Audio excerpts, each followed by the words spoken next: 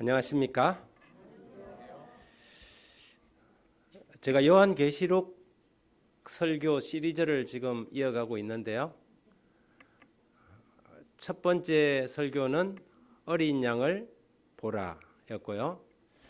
두 번째 설교는 어린 양의 신부, 누가 기억하고 계시네요. 그리고 지난주는 어린 양의 생명체, 그리고 오늘은 어린 양의 노래. 제가 이 요한계시록을 전적으로 어린 양 중심으로 제가 설교를 한다 그랬습니다. 그죠? 왜냐하면 요한계시록은 예수 그리스도의 계시이기 때문에 그렇습니다. 선화공주님은 남몰래 짝을 맞추어 두고 맞동방을 밤에 몰래 안고 나간다. 삼국유사에 나오는 서동요입니다. 이 서동요는 서동설화라는 이야기에 기인된 건데요. 백제 사람인 가난한 이 서동은 말을 캐면서 살았기에 마동이 혹은 맞동이라고 그렇게 불렀습니다. 신라에 가서 아이들에게 말을 나눠주면서 이 노래를 부르게 시켰습니다. 선화공주님은 남몰래 짝을 맞추어 두고 맞동방을 밤에 몰래 안고 간다. 이 무슨 이야기예요? 이 신라의 공주가 바람이 나서 밤마다 누구를 만난다는 거예요? 마동이를 만난다는 이야기예요. 이게 아이들한테 말을 나눠주면서 부르라니까 아이들은 뭣도 모르고 돌아다니면서 선화공주님 이러면서 이제 다니는 거죠. 이게 소문 나라에서 소문이 점점 퍼져갖고 온 나라 사람들이 다 알게 됐어요. 선화공주가 마동이라는 아이를 밤마다 만나고 문을 열어놓고 밤마다 그 아이를 안고 간다더라.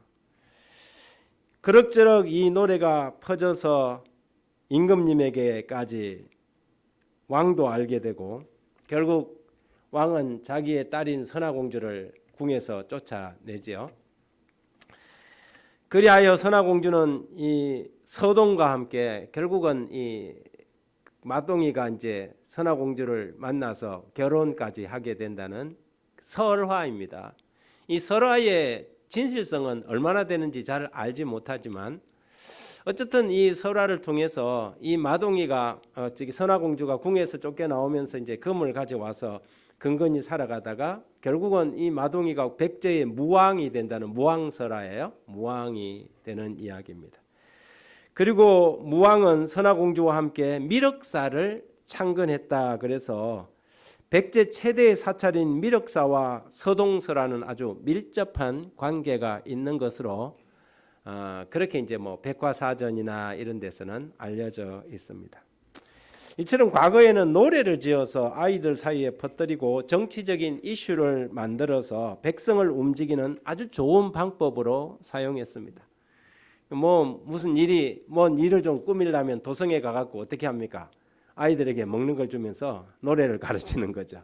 그 애들은 뭣도 모르고 그거 주면서만 노래를 갖다 하고 다니다 보면 그 소문이 퍼져갖고 이게 하나의 정치적인 이슈가 되기도 했습니다.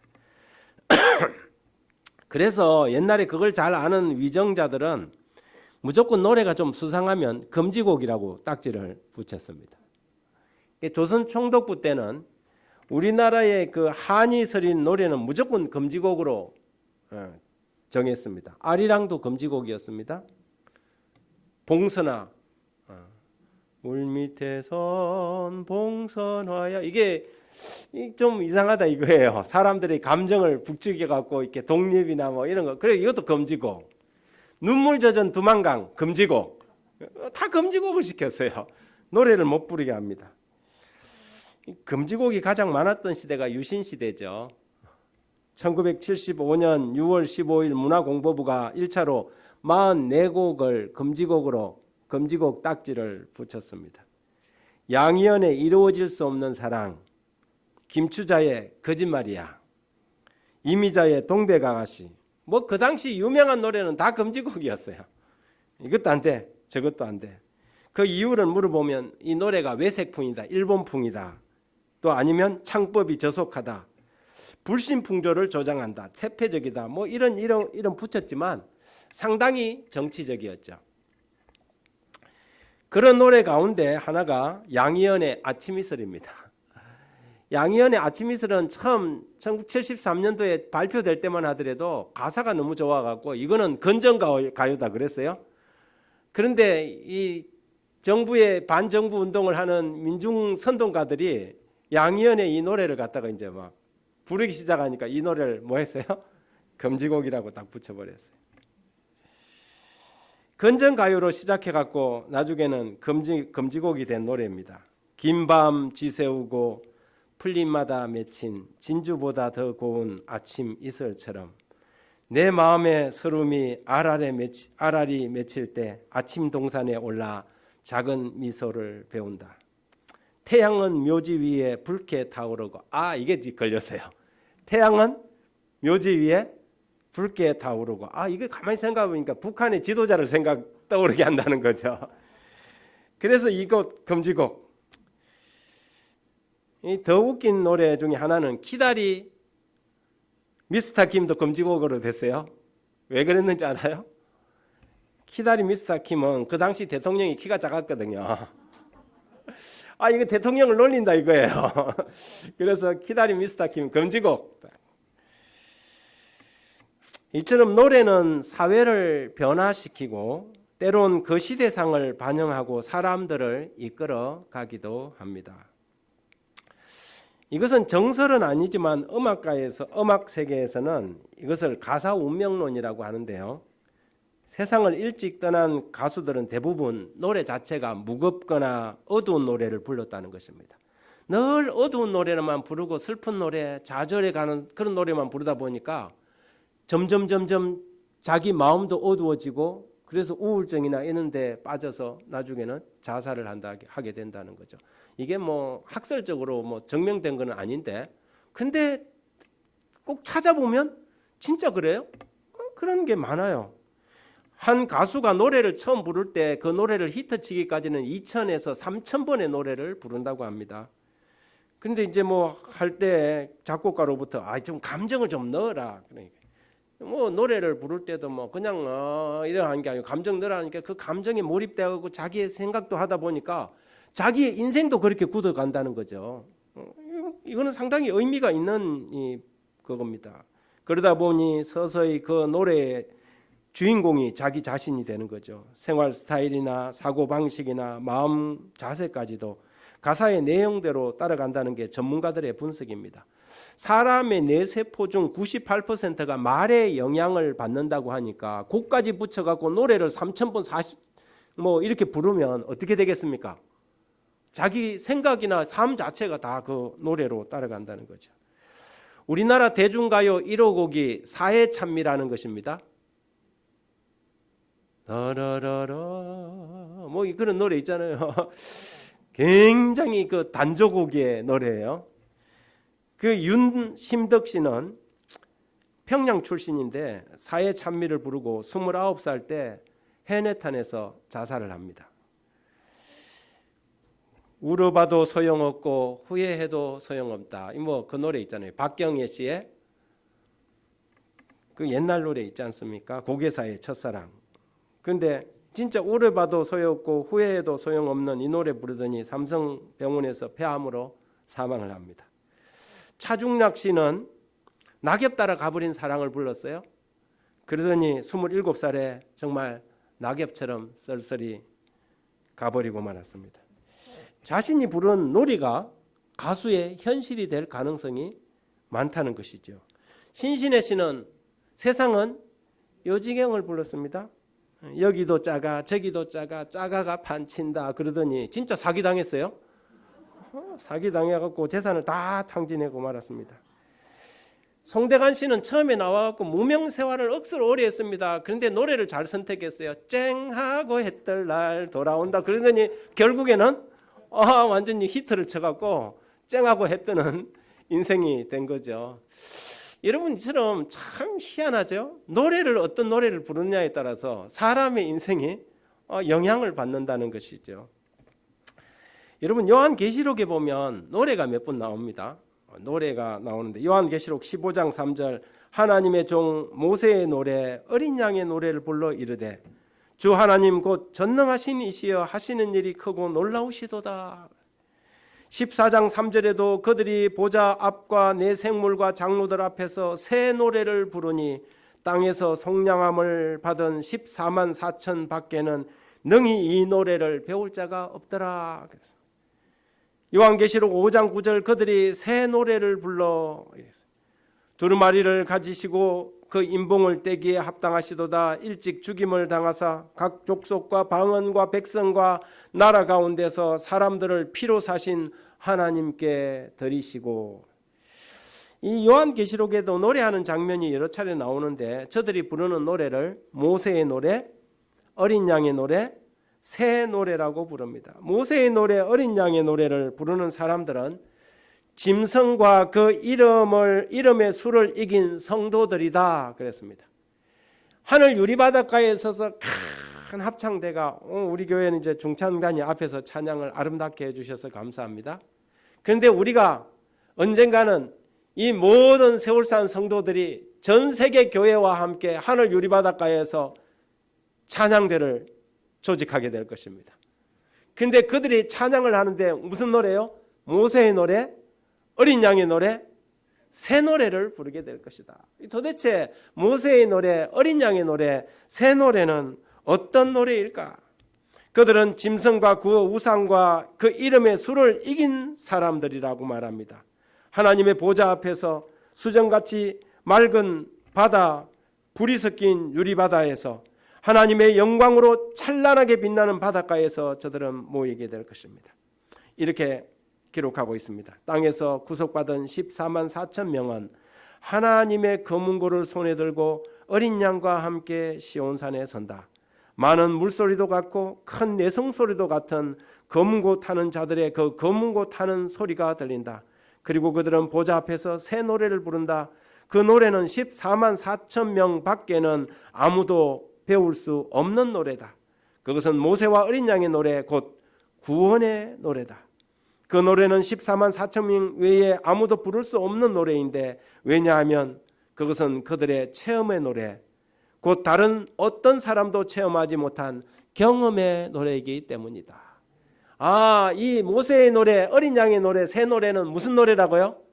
네, 경험의 노래예요. 구원의 노래예요. 내가 경험해 보지 않으면 부를 수 없는 노래예요. 이 글은 매우 합리적인 추론입니다. 모세의 노래, 어린 양의 노래, 새 노래는 비슷한 내용의 다른 표현인데요. 이것은 자신이 구원받은 경험의 노래입니다. 그래서 이 노래를 경험의 노래, 체험의 노래라고 부르는 거죠. 여러분, 구약 이 출애굽기 15장에 보면 모세의 노래가 나옵니다. 그 모세의 노래의 이 내용이 무엇이었습니까? 애굽에서 구원받고 홍해의 그 위협 가운데서 건짐받아서 마침내 출애굽에 성공한 백성들이 모세와 함께 홍해를 건너서 부르는 찬양이 모세의 노래였어요.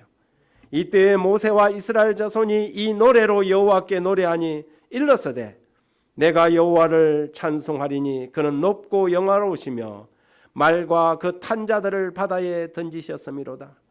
여호와는 나의 힘이시요 노래시며 나의 구원이시로다. 그는 나의 하나님이시니 내가 그를 찬송할 것이요 내 아버지의 하나님이시니 내가 그를 높이리로다. 그러면서 출애굽기 15장에 노래가 나옵니다. 이 노래를 요약해 보면 가사가 이렇습니다. 여호와께서 바로의 군대를 무찌렀다. 여러분, 바로의 군대는 그 당대, 이 BC 15세기경에 그 당대에 세계에서 가장 위용 있는 큰 군대였습니다. 그런데 이 히브리 민족들, 노예살이하던 이 민족들이 자기 힘과 자기 능력으로 이 군대를 무찌르는 것이 아니라 어떻게 해요? 홍해를 건넜는데 그들은 도망가기에 바빴어요. 가는데 뒤에는 애굽의 군대가 쫓아오고 앞에는 푸른 홍해가 가로막고 있었어요. 좌우는 첩첩산중이에요. 진퇴양난의 궁지에 몰려갔고 이제는 딱 죽을 수밖에 없을 때 하나님께서 그들에게 홍해의 물을 가르시고 그 깊은 10년의 바다를 건너게 하시고는 돌아보니까 애국 군대가 따라오다가 어떻게 해요? 홍해물에 갇혀서 다 군대가 몰살을 한 것입니다. 그것을 보고 이들이 가슴이 벅차서 뭐 하는 겁니까? 찬양을 부르는 것이지요. 신중에 여호와와 같은 신이 없다. 여호와께서 당신의 백성들을 인도하시고 그분의 기업으로 삼으셨다. 여호와께서 영원 무궁히 다스리신다. 이것이 모세의 노래의 주제인 것입니다. 그렇다면 어린 양의 노래는 그 가사가 어떤가? 가사가 상세하게 나오지 않지만 이 요한계시록에 나오는 이 가사를 종합해 보면 대충 이렇게 정리할 수 있습니다. 주 하나님 곧 전능하시는 이시여 하시는 일이 크고 놀라우시도다. 만국의 왕이시여 주의 길이 의롭고 참되시도다. 어린 양 대신 그 아들을 보내사 일찍 죽임을 당하사 각 족속과 방언과 백성과 나라 가운데서 사람들을 피로 사서 하나님께 드리게 하시고 구원하셨으니 주여 누가 주의 이름을 두려워하지 아니하며 영화롭게 하지 아니하리까? 오직 주만 거룩하시나이다.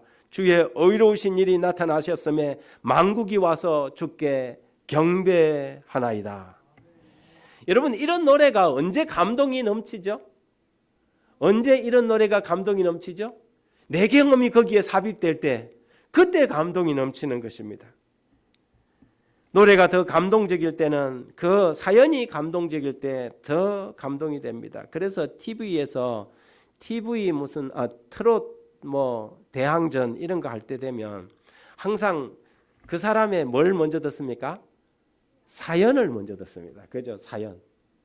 그래서 고생을 많이 하신 우리 엄마에 대한 그리움을 부각하는 사연을 딱 듣고 난 다음에 엄마의 노래, 이런 이제 주제의 노래를 부르는 것입니다. 당뇨 합병증으로 신장이 망가졌던 아버지를 위해 판소리를 하던 제주의 딸 양지연, 우리 교회도 양지연이 있는데요.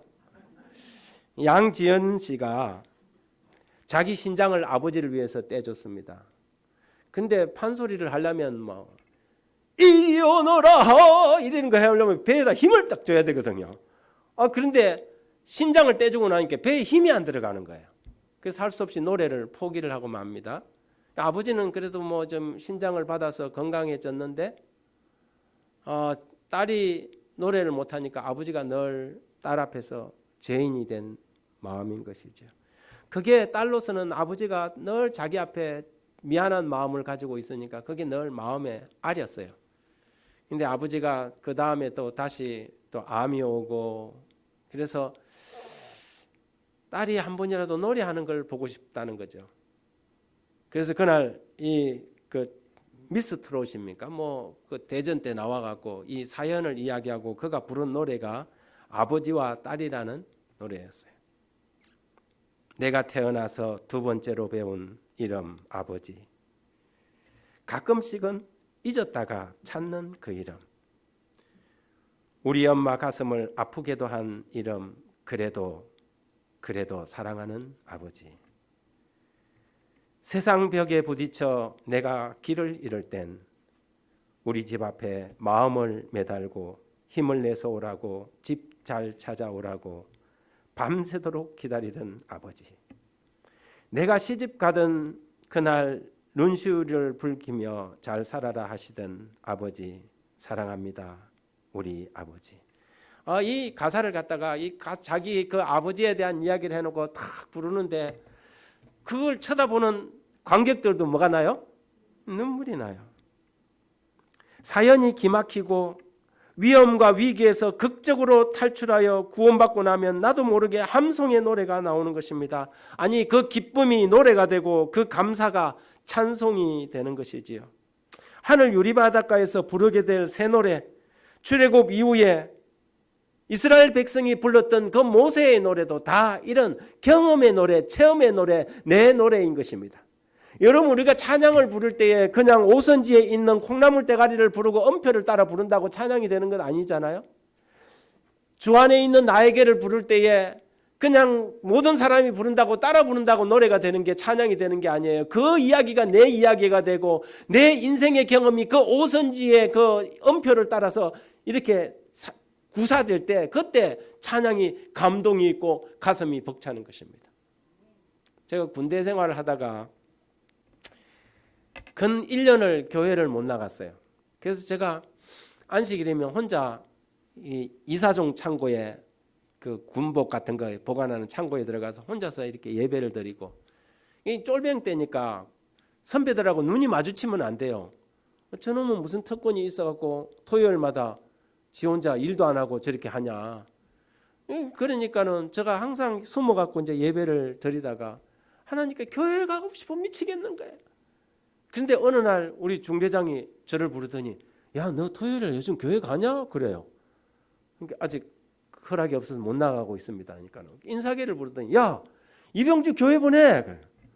그렇지. 혼자 토요일만 되면 딱 전투복 차려입고 그 일개장 차려입고는 어떻게 하냐면 교회를 버스를 타고 가는 거죠. 그런데 제가 첫날 가서 경기도 연천에 있는 전곡교회를 처음 갔어요. 교회 딱 첫 발을 딱 들이서는데 눈물이 왈칵 쏟아지는 거예요. 그때 제가 21살인가 그랬습니다. 21살 때 뭐 요즘은 이 대한민국 육군들이 토요일 날 뭐 다 쉬니까 뭐 특별하지 않으면 다 보내주지 않습니까? 그런데 그럴 때는 그런 게 어디 있습니까? 제가 5사단 헌병대에 끌려가고 영창 끌려가고 간신히 받아낸 이 안식일인데 교회를 1년을 못 나가다가 1년 만에 교회를 딱 나가니까 교회 문턱을 딱 넘는데 갑자기 눈물이 왈칵 쏟아지는 거예요. 그날 안식일 시간에 제가 자원해갖고 그래 신학생이 왔다고 한 21명 모인 조그만 시골 교회에서 저를 보고 특창을 하라 그러는데요. 제가 그날 특창을 눈물이 나서 다 못했습니다. 그 찬양을 하는데 1절을 부르고 2절 들어가려는데 그냥 가슴이 메이더라고요. 여러분, 찬양은 내 경험의 노래, 내 체험의 노래, 내 이야기가 될 때 그때 뭐냐면 진정한 찬양이 되는 것이지요. 어린 양의 노래, 새 노래, 모세의 노래는 짐승과 그 우상과 그 이름의 수를 이기고 벗어난 자들만이 부를 수 있는 노래입니다. 그들은 온갖 핍박과 협박에도 흔들리지 않고 어린 양이 어디로 가든지 따라가면서 진리의 길에서 흔들리지 않았던 사람들입니다. 때론 길이 없어 보이고 세상에서 천대받고 무시당하는 위치에 놓인다 할지라도 어떤 타협도 거부하며 믿음의 길을 갔던 그 사람들, 그들이 부르는 노래, 그 노래가 새 노래인 것입니다. 홍해보다 더 깊은 시련의 심연 속을 지나면서 마침내 구원받아 하늘 유리바닷가에 섰을 때 저들의 노래는 감격의 노래가 되고 눈물의 노래가 될 것입니다. 여러분은 이 노래를 가지고 계십니까? 하늘에 가서 부를 새 노래를 여러분은 준비하고 계십니까? 시편 기자는 이렇게 적습니다. 새 노래 곧 우리 하나님께 올릴 찬송을 내 입에 두셨으니 많은 사람이 보고 두려워하여 여호와를 의지하리로다. 계시록 15장의 하늘 유리바닷가에서 짐승과 그 이름의 수를 이기고 벗어난 성도들이 이 땅에 있을 때 부르던 노래가 계시록 14장에 나옵니다. 여러분, 요한계시록의 핵심은, 요한계시록은 1장부터 22장까지 됐는데 이 요한계시록의 구조를 우리는 카이아즘이라 그럽니다. 카이아즘은 교차 대꾸라는 뜻이에요. 이 말은 무슨 말이냐면 이렇게 두 페이지로 되어 있으면 이쪽과 이쪽이 대꾸되어 있다는 거예요. 그래서 1장부터 22장이 비슷하고 그 다음에 그 마지막 장하고 비슷하고, 그래서 점점점 가운데로 가면 핵심이 어디에 있냐면 이 가운데에 있는 것입니다. 그래서 요한계시록의 중심은 어디냐면 계시록 12장에서 14장이에요. 계시록 12장에서 14장이 제가 지난번에 이야기한 것처럼 요한계시록은 전쟁의 책이거든요. 요한계시록을 읽다 보면 곳곳에서 싸움이 일어나요. 나가서 싸우고 이기고 이기더라. 여러분, 여기는 우리 인생의 한 페이지가 요한계시록에 다 들어있어요. 여러분, 우리 인생은 싸움입니까? 전쟁입니까? 예, 전쟁이에요. 우리는 아침마다 싸워요. 저녁도 싸우고 날마다 싸워요. 우리 마음속에서는 끊임없이 뭐 하는 거예요? 전쟁이 일어나고 있는 거예요. 오늘 교회 갈까 말까 전쟁이 일어나고 있는데, 피곤한데 쉬지. 핑계들 많이 있어요. 그래갖고 뭐냐면 어떨 때는 전쟁에서 이기고 어떨 때는 그래도 박차고 교회에 갔더니 오늘 목사님의 설교가 내 마음속에 정말 감동이 되기도 하죠. 여러분, 우리는 끊임없이 전쟁을 하는데 그 전쟁의 중심이, 요한계시록의 중심이 12장부터 14장까지예요. 그런데 15장에는 전쟁에서 이기고 승리한 사람들이 하늘 유리바닷가에서 뭐 하고 있어요? 지금 찬양을, 경험의 노래를 부르고 있는 거예요. 그러면 지금 우리는 어디 있습니까? 12장에서 14장 사이에서 있는 거예요. 지금은 우리는 전쟁의 소용돌이 속에서 살아가고 있는 것입니다. 우리는 마침내 짐승과 그 짐승의 이름과 우상과 그 짐승의 이름의 수를 이기고 어디로 갈 것입니까? 하늘 유리바닷가에서 그 찬양대에 언젠가는 서게 될 것입니다. 그런데 14장에 이제 계시록 12장은 그 전쟁의 개요가 나옵니다. 그래서 이 전쟁의 1차, 2차, 3차, 4차 대전까지 벌어지는 개요가 나오고 13장에는 이 선과 악의 대쟁투에서 사단과 용과 그 짐승의 편에 서 있는 세력들이 뭉쳐서 사용하게 될 화력, 무기들이 다 나와요. 그 무슨 거라고 합니까? 요즘 러시아에서 막 쏘아대는 미사일 있지 않습니까? 무슨 유명한 미사일. 그런데 그 미사일을 갖다가 패트리어트로 다 또 방어를 하고 하지 않습니까? 그 전쟁이 계시록 13장, 14장 나오는데 13장에는 악의 세력들이 사용하는 무기가 나와요. 짐승의 뭐가 나옵니까? 표가 나와요. 거기에 짐승의 수, 짐승의 표가 나와요. 14장에는 선의 편에 서 있는 하나님의 백성들의 마지막 데몬스트레이션이 나와요. 거기에는 새 천사의 기별이 나오는 것입니다. 그래서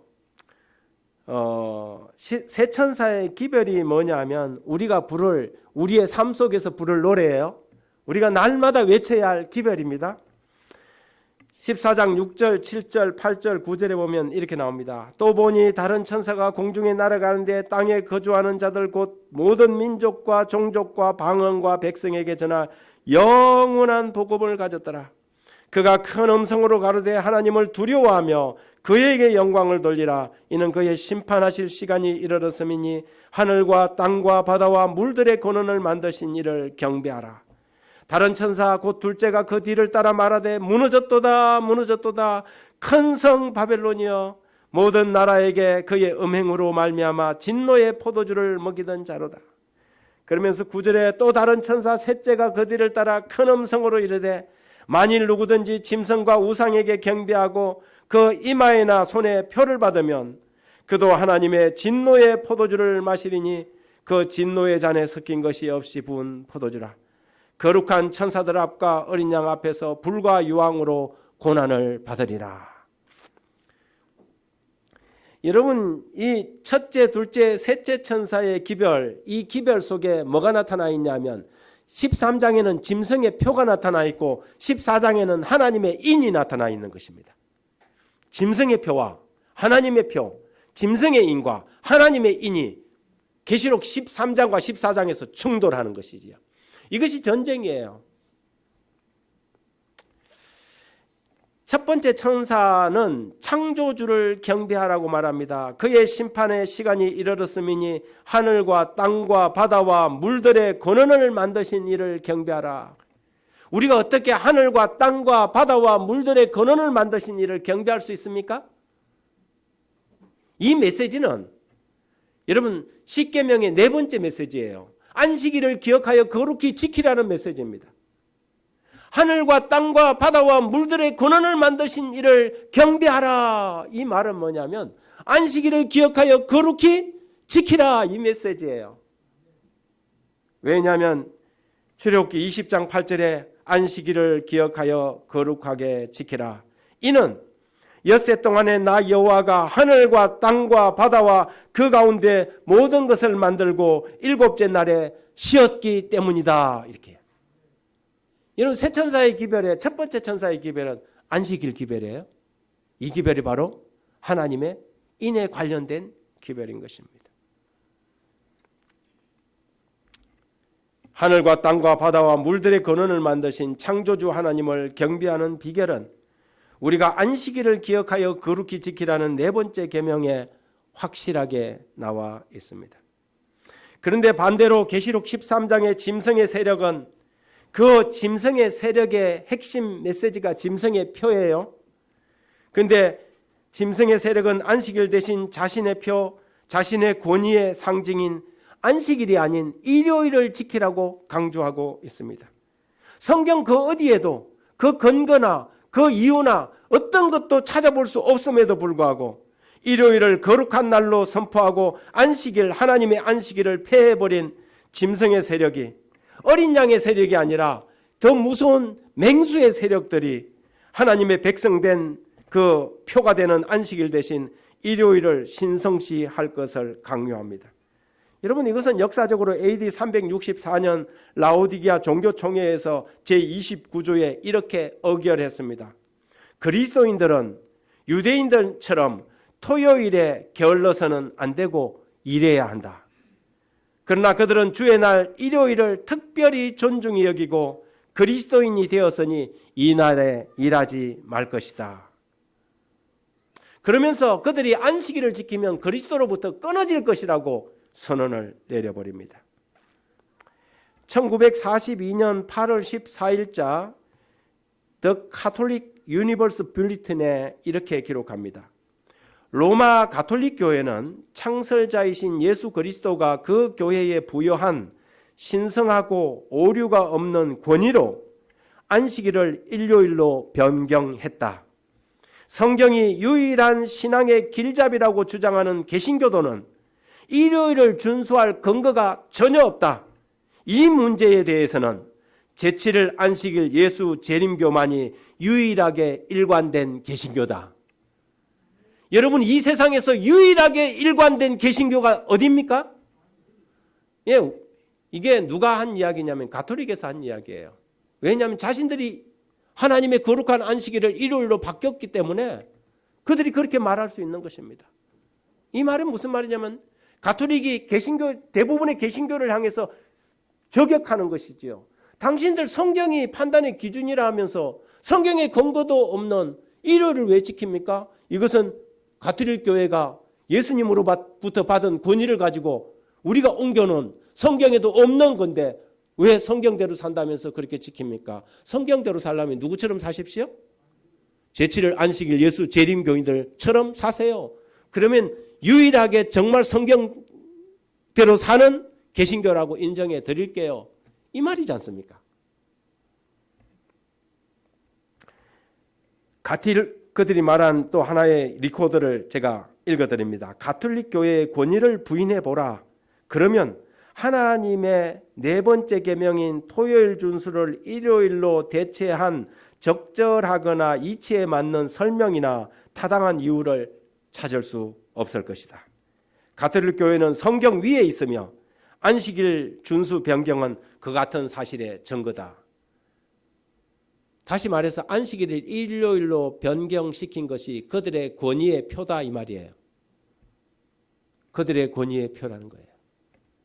여러분, 계시록 13장에 나오는 이 죽었다가 다시 살아난 이 짐승, 1260년 동안 중세 암흑 시기 동안 전 세계를 쥐락펴락했던 이 세력이 나폴레옹 전쟁에 의해서 죽은 것 같았지만 다시 1929년에 무솔리니와의 라테란 조약을 통해서 지금 다시 회복된 짐승의 세력이 지금 전 세계적으로 있지 않습니까?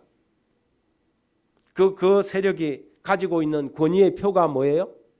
일요일이라는 것이죠.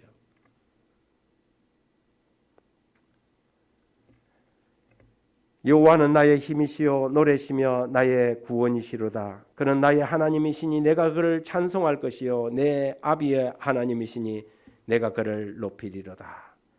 이스라엘 백성들은 하룻밤 동안 가장 무서운 위험으로부터 완전하게 구원을 받았다. 전쟁에 익숙하지 못한 노예들과 부녀들과 아이들과 가축들로 이루어진 이 무력한 이스라엘 대군은 앞에는 바다가 가로놓여 있었고 뒤에는 강한 애굽의 군대가 추적하여 오고 있는 어려운 상황에서 바다 가운데로 길이 열리고 그들의 원수들이 승리했다고 생각하는 순간에 여지없이 패배당하는 것을 보았다. 여호와께서 홀로 그들을 구원하셨다. 그리하여 그들의 마음은 감사와 믿음을 가지고 그분에게로 향했다. 그들은 감격하여 찬양의 노래를 불렀다. 하나님의 성령이 모세에게 임하였으며 모세는 백성들을 지휘해서 감사에 넘치는 승리의 노래를 불렀다. 이 노래는 인류에게 알려진 것 중에 가장 오래된 장엄한 노래다. 이 노래는 유대 백성에게만 속한 것이 아니라 그것은 모든 의의 원수가 멸망당하고 하나님의 백성인 이스라엘이 최후의 승리를 거두게 될 미래를 가리킨다. 밤모섬의 예언자는 흰옷을 입은 이긴 무리가 불 섞인 유리바다 가에 서서 하나님의 검은고를 가지고 하나님의 종 모세의 노래와 어린 양의 노래를 부르는 것을 보았다. 우리의 영혼의 죄의 속박에서 벗어나게 하심으로 하나님께서는 히브리 사람들이 홍해에서 얻은 구원보다 더 큰 구원을 우리를 위하여 이루셨다. 그러면서 하늘의 모든 거민은 연합하여 하나님을 찬양한다. 천사들의 빛나는 반열과 연합하게 될 때 함께 노래를 부를 수 있도록 지금 그들의 노래를 준비하자. 언제 준비하자고요? 왜냐하면 이것은 경험의 노래이기 때문에 우리가 지금 그것을 경험하지 아니하면 그날에 결코 부를 수 없는 노래이기 때문입니다. 그때 하늘 유리바다 찬양대에 들어가려면 지금 우리는 그 노래를 배워야 합니다. 왜냐하면 그 노래가 경험의 노래이기 때문입니다. 지금 이 순간 우리가 살아가는 순간에 경험하지 않으면 그날에 우리의 입술에도 찬양은 없을 것입니다. 새하늘 찬양대, 아가페 찬양대, 시온의 소리 찬양대, 이 세상에 수많은 찬양대가 있지만은 우리가 궁극적으로 들어가야 할 영원한 찬양대는 하늘 유리바닷가에 있는 시온산 찬양대가 될 것입니다. 거기에서 우리는 구원의 노래, 모세와 어린 양의 노래, 경험의 노래를 부르게 될 것입니다. 가끔 트롯을 이렇게 듣다 보면 눈물이 납니다. 진성 씨가 부른 노래 보릿고개라는 노래 압니까? 아이야 뛰지 마라 배 꺼질라 좀 합니까? 줄임배 잡고 물 한 바가지 배 채우시던 그 세월을 어찌 사셨어? 속은 목피에 그 시절 바람결에 지워져 갈 때 어머님 서로 믿고 살았던 한마는 보릿고개여. 풀필이 꺾어 불던 슬픈 곡조는 어머니의 한숨이었어. 여러분 이 노래를 우리 아이들에게 들려주면 눈물이 나겠습니까? 아니 슈퍼마켓 가서 라면 사 먹으면 되지 이렇게 이야기할 것 아닙니까? 왜요? 우리 아이들은 이것을 경험하지 못했어요. 이 노래는 그 아이들에게 전혀 감흥이 되지 않아요. 근데 저도 1965년도에 태어나서 70년대까지는 우리가 가난했지 않습니까? 신고 다닌다는 것은 새까만 고무신짝에 쫓아다니다가 그것도 고무신도 오래 신으면 낡아갖고 이렇게 찢어져갖고 쫓아다니면 여름 쫓아다니면 미끄러워갖고 신발이 자꾸 벗겨져요. 그러면 막 할 수 없이 벗어들고 뛰는 거 신장로에서 뛰는 거 아닙니까? 그런 세월을 그래도 조금 맛봤다고 이 진성 씨가 아이야 뛰지 말라 배 꺼진다 이러면은 나도 모르게 눈물이 찔끔 난다 이 말이죠. 경험했기 때문에 그렇습니다. 여러분 하늘 찬양대에 들어가려면 그 찬양의 가사가 우리의 경험의 가사가 되어야 합니다. 이 세상에 살 때 매일의 삶에서 경험하는 구원의 노래 말입니다. 날마다 우리의 삶이 편안한 것은 아니지만 하나님의 어린 양 되신 예수 그리스도로 인하여 승리의 노래, 경험의 노래, 이 구원의 노래가 저와 여러분의 모두의 노래가 되길 간절히 바랍니다. 이 세상에서 고난이 있고 시련이 있다고 슬퍼하지 마십시오. 아, 내가 하늘에 가서 부를 경험의 노래를 지금 준비하고 있구나. 아무 사람에게 말할 수 없는 자기만의 고통의 시간이 있습니까? 저 사람이 어떻게 저런 고생하고 살까 하지만은 그 인생의 커튼을 열어보고 들어가 보면요. 다 기구하고 억울하고 슬픈 노래들이 있어요. 근데 우리는 지금 하늘 찬양대의 노래를 뭐 하고 있는 겁니까? 준비하고 있는 것입니다. 그 가운데서 그 위기 가운데서 그 슬픔 가운데서 그 고난 가운데서 하나님이 우리를 구원하셨다는 그 노래를 우리가 하늘에 가서 천국에서 부르게 될 것입니다. 우리의 삶은 전쟁터와 방불합니다. 매일이 전쟁입니다. 우리는 지금 계시록 가운데 살아가고 있는 것입니다. 계시록 12장에서 14장 사이를 살아가고 있는 것입니다. 그러니 우리가 짐승과 그 이름의 수를 이기기 위하여 날마다 우리의 삶으로 새천사의 노래를 부르고 승리의 나팔을 붑시다. 패장병처럼 쓰러져 있지 말고 일어나 빛을 발하는 성도들이 됩시다. 오늘 홍해를 만난다 할지라도 우리와 그 깊은 바닷속을 지나시는 하나님의 어린 양 되신 그리스도를 힘입어 이 밤이 새면 우리가 부를 그 노래, 모세와 어린 양의 노래를 기대하면서 오늘도 승리하는 주의 백성들 되길 바라며 말씀 마칩니다.